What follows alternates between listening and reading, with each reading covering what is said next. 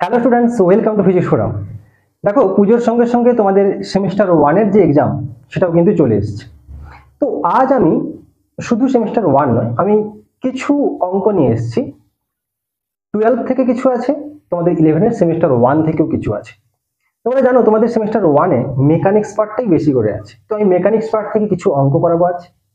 আর 12 থেকেও কিছু অঙ্ক করাবো। মেনলি অঙ্কগুলো কিসের জন্য? না, যারা এন্ট্রান্স এক্সাম দিচ্ছ তাদের জন্যই মেনলি। আর যারা সেমিস্টার ওয়ান দিচ্ছ, সেমিস্টার ওয়ান মেকানিক্স পার্ট থেকে আমি যে অঙ্কগুলো করাবো সেগুলো সেমিস্টার ওয়ানের জন্য খুবই ইম্পর্টেন্ট। ওকে, তো আমি চেষ্টা করব তোমাদের অঙ্কগুলো এইভাবে বোঝানোর যাতে তোমরা শুধু এই অঙ্কগুলোই নয়, এর সঙ্গে আরো অন্যান্য অনেক অঙ্কের কনসেপ্ট সহজে বুঝতে পারো। তো চলো, ফার্স্ট আমরা শুরু করব মেকানিক্স পার্টের অঙ্ক দিয়ে। ওকে, তো ধরো ফার্স্ট অঙ্ক আমরা নিচ্ছি। বলেছে দুটো ভেক্টর আছে, দুটো ভেক্টর, একটা এ ভেক্টর আর একটা বি ভেক্টর। বলেছে এই দুটোই হচ্ছে গিয়ে ইউনিট ভেক্টর। এই দুটোই কি vector? Unit vector. Unit vector মানে তোমরা জানো যার ভ্যালু হচ্ছে গিয়ে 1 হয়, যার ম্যাগনিটিউড হচ্ছে গিয়ে 1 হয়। এইরকম দুটো ভেক্টর দেওয়া আছে। বলছে, কোশ্চেন বলছে যে sum of the vector, sum of the vector is also a unit vector. বলছে এই যে দুটো ভেক্টর আছে এদের যে সাম, এদের যে লব্ধি, রেজাল্টেন্ট, ওটা কি? ওটা হচ্ছে কি একটা ইউনিট ভেক্টর। যদি যোগ করি তাদেরকে, বলছে তাহলে হচ্ছে কি তাদেরকে যদি বিয়োগ করি, তাদের যে হচ্ছে কি ডিফারেন্স যেটা হবে, যেটা সাবট্রাকশন যেটা হবে, সেটা তাহলে হচ্ছে গিয়ে কি হবে? তাহলে সবার আগে আমরা লিখতে পারি এরকম ভাবে যে এ ভেক্টর যার ভ্যালু হচ্ছে 1 যেহেতু ইউনিট ভেক্টর, বি ভেক্টর যার ভ্যালু হচ্ছে গিয়ে 1, এও একটা ইউনিট ভেক্টর। এখন যদি আমি যোগ করি, ধরো আমি লিখছি কি A vector plus B vector equals to, যেটা রেজাল্ট হবে এর সেটাকে আমি ধরে নিচ্ছি সি ভেক্টর। এখন সি ভেক্টর আমাকে বলা আছে, যেটা সাম হবে আমাকে বলা আছে ইউনিট ভেক্টর, তার মানে সিও একটা ইউনিট ভেক্টর। তাহলে এর ভ্যালু হচ্ছে কি 1। এখন আমি এই সি এর ভ্যালু বার করতে পারি যে সি ইকুয়ালস টু বা C square equals to A square plus B square plus 2 A B cos theta. আমরা ভেক্টরে এই সূত্র শিখেছি, রেজাল্টেন্ট বা লব্ধি বার করার যে সূত্র হয় সেটা এইরকম। তো এখান থেকে আমি বলতে পারি যে সি এর ভ্যালু 1, এটাও 1, এটাও 1, এখানে 2 ইন্টু কস থিটা। তো এখান থেকে দেখতে পাচ্ছি যে কস থিটার ভ্যালু তাহলে হয়ে যাবে কত? না -1/2। এটা কস থিটার ভ্যালু। আচ্ছা, এটা আমাকে বলা আছে। এবার কোশ্চেন বলেছে যে এদের যদি আমরা বিয়োগ করি, মানে কি? যদি বিয়োগ করি তার মানে A vector minus B vector করি, তাহলে বিয়োগ করলে যে ভেক্টরটা আসবে তার ম্যাগনিটিউড কত হবে? তো ধরে নিচ্ছি এর যে ম্যাগনিটিউড হবে সেটাকে আমি ধরে নিচ্ছি ডি ভেক্টর।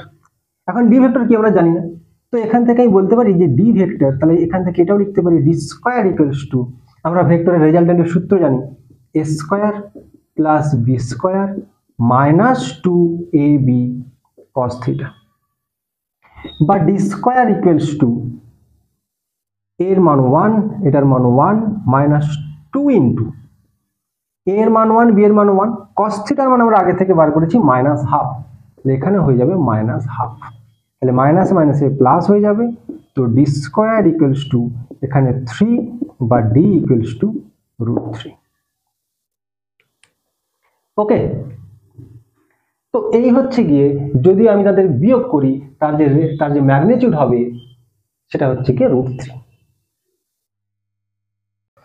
আচ্ছা, নেক্সট কোশ্চেন দেখো, কোশ্চেন নাম্বার 2।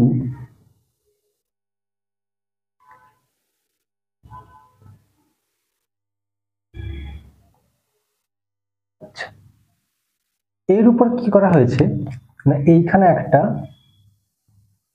ইনক্লাইন্ড প্লেন নেওয়া হয়েছে এবং এটা পুরোটা একটা ব্লক যার মাস হচ্ছে গিয়ে ধরো তোমাকে দেওয়া আছে ক্যাপিটাল এম। এবার এই যে ইনক্লাইন্ড সারফেসটা আছে, এই সারফেসের উপর আর একটা ছোট্ট ব্লক রাখা আছে যার মাস হচ্ছে গিয়ে ধরো বলা আছে এম স্মল। এই যে ত্রিভুজ আকৃতির যেটা, এটাও একটা হচ্ছে গিয়ে ধরো এটা একটা ব্লক, এটাও একটা ব্লক। এর উপর রাখা আছে ইনক্লাইন্ড সারফেসের উপর। এবার বলা হচ্ছে যে এই যে ইনক্লাইন্ড সারফেসটা আছে এটা হচ্ছে কি ফ্রিকশনলেস, ফ্রিকশনলেস মানে ঘর্ষণই, এখানে হচ্ছে কোনো ঘর্ষণ কাজ করছে না। বলছে তাহলে যদি আমি এই যে বড় ব্লকটা আছে এর উপর যদি এফ পরিমাণ বল প্রয়োগ করি, এই এফ এর মান কত হলে এই যে স্মল এম ভরের যে ছোট্ট ব্লকটা আছে এটা নিচের দিকে গড়িয়ে পড়বে না, এটা এইখানেই হচ্ছে কি থেকে যাবে, যেখানে ছিল সেখানে স্থির অবস্থায় থাকবে। তাহলে আমাকে এফ এর ভ্যালু কত হবে, এইটা হচ্ছে আমাদেরকে কোশ্চেন দেওয়া আছে। তো দেখতে পাচ্ছ এটা নিউটনস ল যে চ্যাপ্টারটা আছে তার উপর ডিপেন্ড করে অঙ্কটা আছে। দেখো এই যে এম আছে সবার আগে আমরা দেখব এই এম এর উপর কোথায় কি কি বল প্রযুক্ত হচ্ছে। তো দেখো এম থেকে একটা এমজি নিচের দিকে আসবে, অবশ্যই এই যে ইনক্লাইন্ড সারফেসটা আছে এটা দেওয়া আছে থিটা। এই এমজি কে আমরা দুটো ভাগে ভাগ করতে পারি, একটা হচ্ছে কি এই দিক বরাবর, একটা হচ্ছে কি এই দিক বরাবর। আমরা জানি এটা যদি থিটা হয় তাহলে এটা হবে থিটা। তাহলে এই যে অংশটা আছে এই উপাংশটা কি হয়ে যাবে না, এটা হয়ে যাবে এমজি কস থিটা, আর এই উপাংশটা হয়ে যাবে এমজি সাইন থিটা। তাহলে এই এমজি সাইন থিটার জন্যই এই যে স্মল এম ভরের যে ব্লকটা আছে এটা নিচের দিকে হচ্ছে কি পড়ে যেত, কিন্তু বলা হচ্ছে আমাকে এখানে এমন পরিমাণ এফ বল প্রয়োগ করতে হবে যাতে এই এম ভরের ব্লকটা না পড়ে যায়। তাহলে কি করব, তখন আমি ধরে নিচ্ছি তাহলে এফ পরিমাণ হচ্ছে কি বল প্রয়োগ করেছে। এখন এই যে এফ পরিমাণ বল প্রয়োগ করলাম এটা তাহলে অ্যাকচুয়ালি কার উপর প্রযুক্ত হলো না, এই যে বড় ব্লকটা স্মল ক্যাপিটাল এম এবং স্মল এম এই দুটো মিলে একটা সংস্থা, এই পুরো সংস্থাটার উপরেই হচ্ছে এফ বল প্রযুক্ত হয়েছে।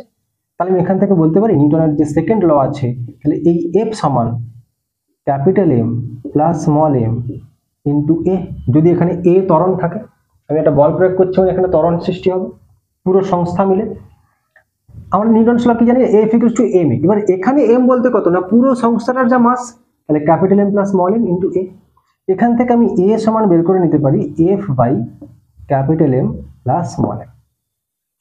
এবার দেখো যেহেতু এই যে স্মল এম যে ব্লকটা আছে ছোট ব্লকটা এটা এর সঙ্গেই আছে, তাহলে ত্বরণ এই ক্যাপিটাল এম এর জন্য ত্বরণ যা হবে স্মল এম এর জন্য ত্বরণ একই হবে। এবার যখনই আমি হচ্ছে কি এফ বল দিয়ে এইদিকে বল প্রয়োগ করব তখনই এই স্মল এম যে ভরটা আছে স্মল এম ভরের যে ব্লকটা আছে সে উল্টো দিকে একটা বল প্রয়োগ করবে। তো আমি সেটাকে ধরে নিচ্ছি কত না ক্যাপিটাল এফ ওয়ান ধরে নিচ্ছি। এই ক্যাপিটাল এফ ওয়ানটাকেও আমি দুটো ভাগে ভাগ করছি, একটা এই দিক বরাবর, একটা এই দিক বরাবর, আর একটা হচ্ছে গিয়ে এই দিক বরাবর। এখন দেখো এটা যদি থিটা হয় তাহলে বলতে পারি এইটাও হচ্ছে গিয়ে থিটা, তাহলে এই দিক বরাবর আসবে এফ ওয়ান কস থিটা আর এই দিক বরাবর আসবে এফ ওয়ান সাইন থিটা। তাহলে দেখো এই যে এম আছে এ পড়ে যেত কোন দিক বরাবর, এই এম জি সাইন থিটা যে আছে এই দিক বরাবর পড়ে যেত। এখন দেখছি উল্টো দিকেও একটা বল কাজ করছে সেটা হচ্ছে কি এফ ওয়ান কস থিটা। এখন যদি কোনোভাবে এই এফ ওয়ান কস থিটা আর M G sine theta same হয়ে যায়, অপোজিট ডাইরেকশন তো আছেই, তারা যদি তাদের ভ্যালু সেম হয়ে যায় তাহলে এই যে এম ভরের ছোট ব্লকটা আছে এটা আর কোথাও পড়ে যাবে না, যেখানে ছিল সেখানে স্থির অবস্থায় থাকবে। তাহলে আমি বলতে পারি যে F one cos theta equals to হচ্ছে গিয়ে M G sine theta. F ওয়ানের জায়গায় আমরা কি লিখতে পারি যে কোনো বল সমান কি F equals to M A. এখন এই এফ ওয়ানটা অনলি কার জন্য স্মল এম এর জন্য, তাহলে এখানে আমি স্মল এম ইন্টু এ লিখতে পারি। আবার এই এ সমান আমরা বার করে রেখেছি যে এ সমান হচ্ছে কি capital F by capital M plus small M into cos theta equals to M G sine theta. এই এম আর এই এম কেটে দিতে পারি। এবার তাহলে ক্যাপিটাল এফ সমান হচ্ছে গিয়ে কস এ পাশে এলে বাই হয়ে যাবে, তাহলে ট্যান হয়ে যাবে, পড়ে থাকছে capital M plus small M into G sine theta. তাহলে কোশ্চেন যেটা ছিল যে কি পরিমাণ আমাকে বল তাহলে প্রয়োগ করতে হবে, এই এফ এর ভ্যালুটাই আমাকে জানতে চাওয়া হয়েছে। তাহলে এফ এর ভ্যালু হয়ে যাবে capital M plus small M into G sine theta. Okay, বোঝা গেছে? ওকে, এবার আমরা ক্লাস 12 এর যে কারেন্ট আছে এই কারেন্ট থেকে দুটো অঙ্ক করব। দেখো আমাদের কোশ্চেন দেওয়া আছে আচ্ছা, আমরা যখন আমাদেরকে তুল্য রোধ বা ইকুইভ্যালেন্ট রেজিস্ট্যান্স বের করতে দেয়, 2, 3, 4 পর্যন্ত আমরা খুব সহজেই বের করে নিতে পারি। তার চেয়ে যখন বেশি থাকে বা যদি সার্কিট খুব জটিল আকারে দেওয়া থাকে, তখন কি হয়, আমাদের সলভ করতে প্রচুর অসুবিধা হয়। তো আমরা আজকে একটা 5টা রেজিস্টর যুক্ত একটা সার্কিট নেব এবং তার তুল্য রেজিস্ট্যান্স বা তুল্য রোধ আমরা বের করব। দেখো, এইরকম ভাবে হচ্ছে গিয়ে 5টা রেজিস্টর নেওয়া হয়েছে।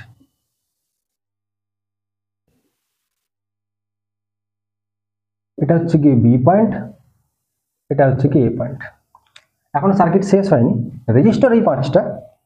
এবার কি করা হচ্ছে, এইখান থেকে একটা পয়েন্টকে বার করে এখানে যোগ করে দেওয়া হয়েছে, এখান থেকে একটা পয়েন্টকে নিয়ে এখানে, আর এখান থেকে একটা পয়েন্টকে নিয়ে এখানে। আপাত দৃষ্টিতে দেখলে মনে হচ্ছে খুব জটিল একটা সার্কিট, সহজে আমরা বের করতে পারবো না, কারণ এই তারগুলো যে যোগ করা আছে এক্সট্রা করে। এবার দেখো এখানে আমরা কি করতে পারি।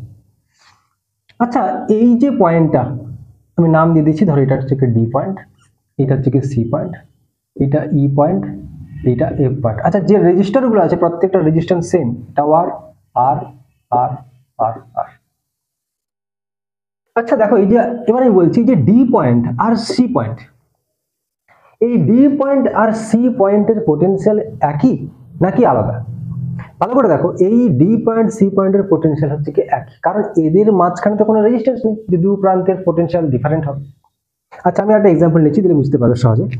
ধরো আমি এইখান থেকে একটা রেজিস্ট্যান্স নিলাম, এই যোগ করলাম, এখান থেকে নিলাম, এই যোগ করলাম।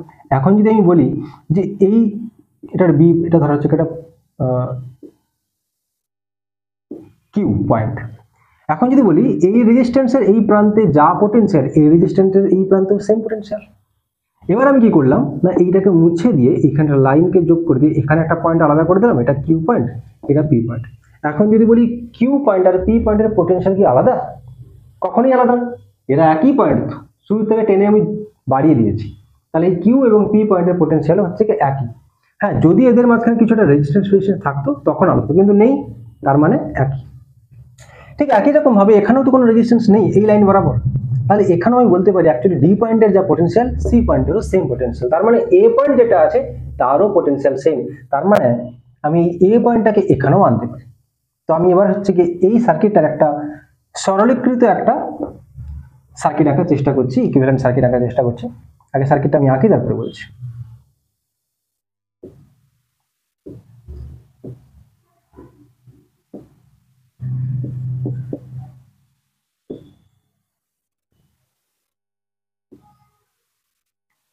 দেখো, এবার আমি এই রেজিস্টরগুলোর নাম দিচ্ছি, পয়েন্টগুলোকে মুছে দিচ্ছি।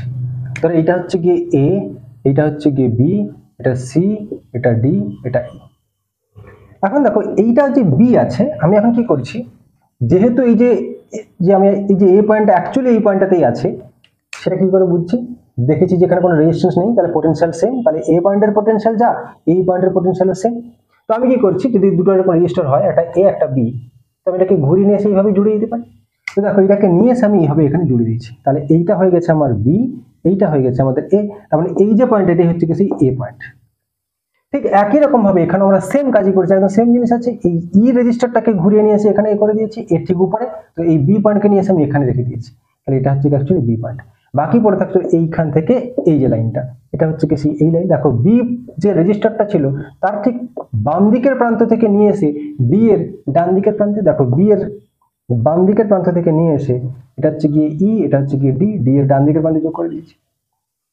তো এইখান থেকে এইটা আসে যদি সবাই বুঝতে পারো, তাহলে এর পরেরটার কোনো সমস্যা নেই। এর চেয়ে আমরা বেশি সরলীকৃত করতেও যাবো না, এইটা করলে আমাদের বাকি কাজ হয়ে যাবে। সবার রেজিস্ট্যান্স তো দেওয়া আছে আর। এবার দেখো এই যে দুটো রেজিস্টার আছে দেখতে পাচ্ছি প্যারালালে আছে, তাহলে এদের কি হবে, যদি আমি এই দুটোর ইকুইভ্যালেন্ট তুল্য রোধ বার করি, তাহলে সেটা একটা হয়ে যাবে, এই দুটো মিলে একটা, সেটা কত হবে না r/2। এখানে একটা আছে, এটাই হচ্ছে কত এ পয়েন্ট, এখানে একটা কত আছে, এটা তো আর আছে, এটা আমাদের বি পয়েন্ট। এই দুটোকে যদি আমি যোগ করি তাহলে হচ্ছে কি একটা হয়ে যাবে, এবং তার ভ্যালু কত হবে না r/2। আচ্ছা, এবার এইখান থেকে লাইনকে নিয়ে এসে আমি এইভাবে যোগ করে দিয়েছি। এবার দেখো যদি আমাদেরকে এ এবং বি পয়েন্টের মধ্যে ইকুইভ্যালেন্ট রেজিস্ট্যান্স বের করতে হয়, তাহলে অ্যাকচুয়ালি এই যে রেজিস্টার আর এই যে রেজিস্টার, এটা অ্যাকচুয়ালি শ্রেণীতে আছে। তাহলে অ্যাকচুয়ালি ব্যাপারটা কেমন হয়ে গেছে এখন, এটা যদি আমাদের এ পয়েন্ট হয়, এখান থেকে এই একটা রেজিস্টার, এটা বি পয়েন্ট, আর এখান থেকে এই একটা, এটা হচ্ছে গিয়ে r/2, এটাও সেই r/2, এটা r। এখন এই দুটোকে আমি যোগ করলে তার কত হবে? এটা শ্রেণীতে আছে, সিরিজে আছে, তাহলে এইটা হয়ে যাবে। এখন দেখো এখানে আছে r, এটা a পয়েন্ট, এটা b পয়েন্ট, এই দুটোকে যোগ করলে কি হয়ে যাবে? অনলি r হয়ে যাবে। তাহলে এটাও হয়ে গেছে r। তাহলে এই r আর r কে যোগ করলে আবার এরা হচ্ছে কি a পয়েন্ট এবং b পয়েন্টের মাঝে দুটো প্যারালালে হয়ে গেছে। আলটিমেটলি যে রেজাল্ট হবে সেটা হচ্ছে r/2। এটাই হচ্ছে আমাদের অ্যান্সার। তার মানে এই পুরো যে হচ্ছে গিয়ে সার্কিটটা আছে, এর টোটাল ইকুইভ্যালেন্ট রেজিস্ট্যান্স হচ্ছে গিয়ে কত হবে না? r/2। আশা করছি তোমরা বুঝতে পারলে। আচ্ছা, এবারে নেক্সট কোশ্চেন দেখো, কোশ্চেন নাম্বার 4 বলছে একটা সেল মানে কি ব্যাটারি, একটা ব্যাটারি বা সেল নেওয়া হয়েছে, যার ইএমএফ কত দেওয়া আছে না? 5 ভোল্ট। ইলেকট্রোমোটিভ ফোর্স বা তড়িৎ চালক বল দেওয়া আছে কত না? 5 ভোল্ট। এখন এই ব্যাটারিটার সঙ্গে, সেলের সঙ্গে একটা রেজিস্টরকে যুক্ত করে দেওয়া হয়েছে, যার ভ্যালু হচ্ছে গিয়ে 2 ওহম, এবং বলা হয়েছে এখন এর দুই প্রান্তের যে ভোল্টেজ, পোটেনশিয়াল, বিভব প্রভেদ, বিভব পার্থক্য সেটা কত হচ্ছে গিয়ে 2 ভোল্ট। ওকে, বলছে তাহলে এই যে সেলটা আছে এর ইন্টারনাল রেজিস্ট্যান্স কত হবে?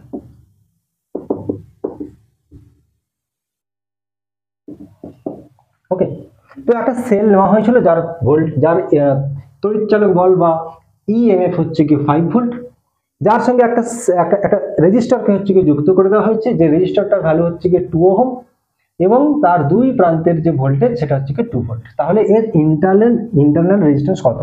এই যে সেলটা আছে, দেখো আমরা জানি এই দুই প্রান্তের ভোল্টেজ যদি ভি হয়, আমরা জানি ভি সমান আইআর বা আই সমান v/r। এখন এই দুই প্রান্তের ভোল্টেজ আমাকে দেওয়া আছে কত? 2, আর আমাকে দেওয়া আছে কত? 2। তার মানে কারেন্ট সমান কত না? 1। তার মানে এখানে যে কারেন্ট যাচ্ছে সেটা হচ্ছে 1 অ্যাম্পিয়ার। এবার আমরা সূত্র জানি, যদি এটাকে আমরা ই ধরে নিই এবং এর দুই প্রান্তের ভোল্টেজকে আমরা ভি ধরি, তাহলে আমরা সূত্র জানি যে E equals to I capital R plus I small R. এই স্মল আরটাই হচ্ছে কি ইন্টারনাল রেজিস্ট্যান্স, বা E equals to I R বলতেই হচ্ছে কি V plus I small R, বা আই স্মল আর সমান ই মাইনাস ভি, বা আর সমান ই মাইনাস ভি বাই আই। ই বলতে কত? 5, ভি বলতে হচ্ছে গিয়ে 2, আই বলতে হচ্ছে গিয়ে 1। তার মানে অ্যান্সার হয়ে যাবে 3 ওহম। তার মানে যে সেলটা আছে, সেলের মধ্যে যে ইন্টারনাল রেজিস্ট্যান্স আছে তার ভ্যালু হচ্ছে গিয়ে 3 ওহম। ওকে, তো তোমরা পড়াশোনা করো আজ এই পর্যন্ত। Thank you so much.